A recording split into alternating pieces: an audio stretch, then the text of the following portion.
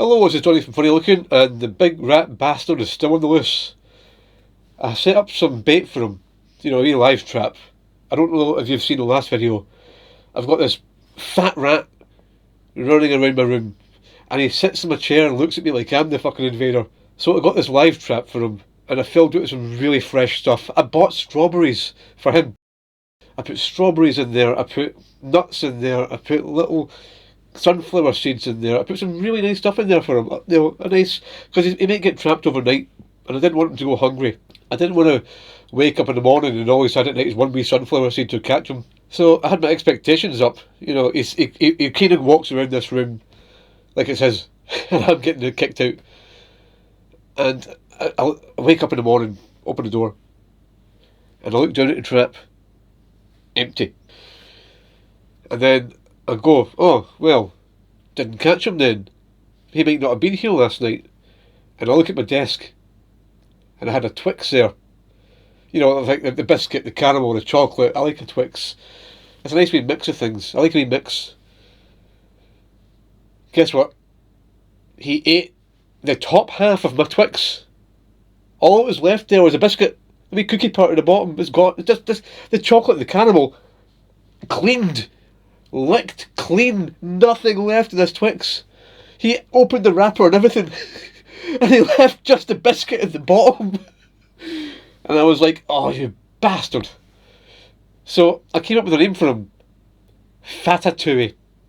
That's what I called him, that because it's like strawberries, nuts, sunflower seeds, not a grazing, not an interest.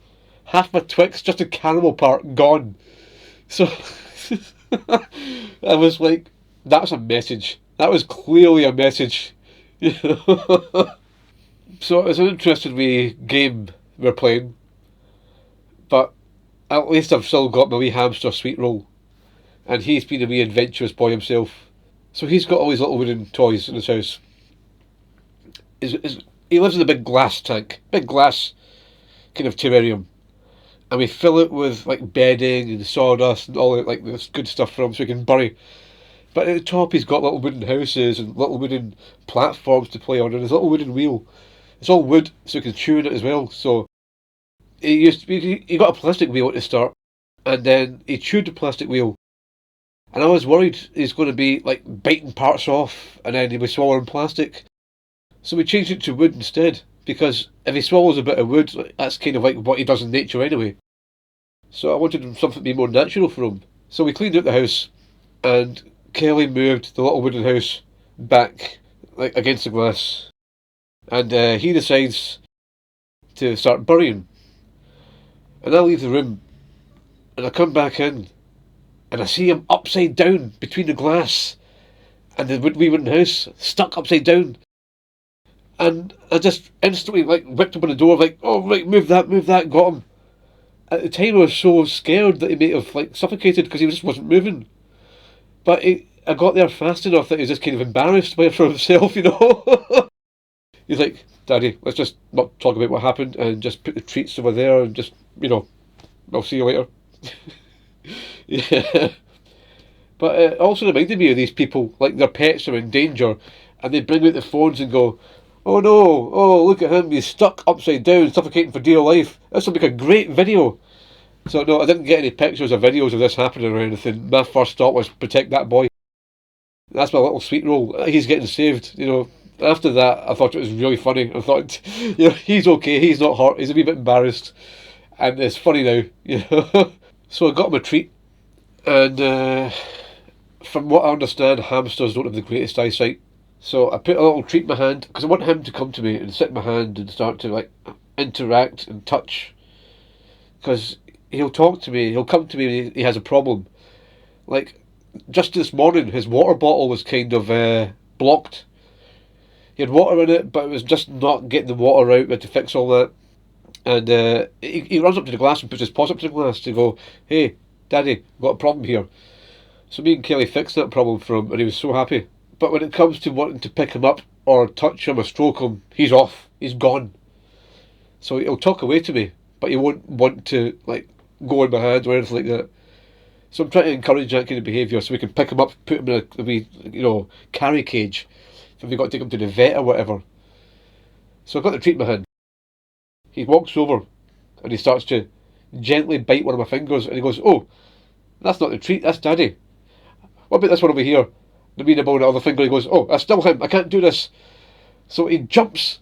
I didn't know they could jump, but he jumps across his house and puts his wee paws in his food bowl and goes, "Just stick it in there, save us both this hassle, will you?" Yes, okay. There you go, I'll try another time. Just don't bother, just food in here. This is the food bowl, this is where food goes. Bye-bye. Alright, plop, bye. That's me told. So we had a bit of fun at work. We had this little remote controlled car that one of the guys bought. He was wanting to take it home, but he wanted to try it out at work. He was kind of worried that it wasn't going to work. He bought it in his lunch break, took it to the warehouse, and he was like, "What if this thing doesn't work? Then I've got to come back tomorrow to return it. And it's a whole hassle. I'd rather do it on the way home if there's a problem." So he wanted to play around a little bit with it in the kitchen. So he was driving around with it, and it's actually got some power to it. It was really impressive. I wasn't expecting that. See, I never had one as a boy. I never had that kind of childhood where I had these remote control cars and all these fancy toys. No, I had a colouring book and stuff like that, and I never had any of that, and I've always wanted to play with something like that. So he got curious about the power. He wanted to see if it's got that kind of power driving forward and backwards. What can it pull? What can it push? What kind of power has it got? So we got this little bin lid. And I've got the same bin lid, I'll show you it here. This thing here, he puts that over the car and it actually starts going. It actually goes sideways and back and forward. It's amazing. No hesitation, no slowdown. The whole thing's along the floor and you can't even see the car under it. So I said, I've got an idea. See, outside the kitchen there's a corridor. Put the car down, put the bin lid down and have it driving towards that door. So I went out and got one of the guys. The other guy driving the car is hiding behind the door, peeking through. You can't really see him. So I got this big guy, big gentle giant, lovely guy, to come help me. And I says to him, "Listen man, I caught a mouse. As a mouse came into the kitchen and I caught him. And I put the bin lid over the mouse. I got him. But the thing is, I can't take him out safely without hurting him. I'm going to lift the lid and he's going to run away and I don't want to grab him, I need a bit of help." "Alright, what do you need me to do?" "Come here, I need you to grab the lid. I'll lift it and I'm going to grab the mouse. I'm going to take it outside." So he's like, "Oh yeah, I'll help you with that. Yeah, come on." So we get to the wee bin lid in the corridor and we start to approach it. And I said to him, "Right, on the count of 3, you're going to lift the lid and I'm going to go for the mouse, okay? Right, 1, 2, and then the car starts driving towards him. The bin lid starts racing at him. And this big guy's on the walls like Spider-Man, like a starfish. He's clinging to the walls and this bin lid drives between his legs. And I floored it. It was really funny. He found humour in it too, when he climbed down the walls again. I've always said that you don't grow up, you just grow old. You never lose that bit of joy in your life. And you never should. And before I go, I'm practising a joke. It's called The Signalman. And it was a joke written by Hector Nichol, a Scottish comedian. And it was retold by Billy Connolly in a TV interview. And I've noticed it's starting to get harder and harder to find. So what I want to do is I want to memorise it. It's quite a long one. And then I want to tell it again on YouTube. So it's got a bit more life and push to it. So it doesn't just go completely out of existence. Because it's a really funny joke. And surprisingly for 100 years it still holds up. Well, almost 100 years. I think it was written like 1970 or something like that. But the guy, Hector Nichols probably about 100 himself if he's not long gone. So my next video will probably be Signalman telling that joke. And probably do a few more funny pictures and funny things I've seen. Well, that's all for this video. I'll see you in the next one.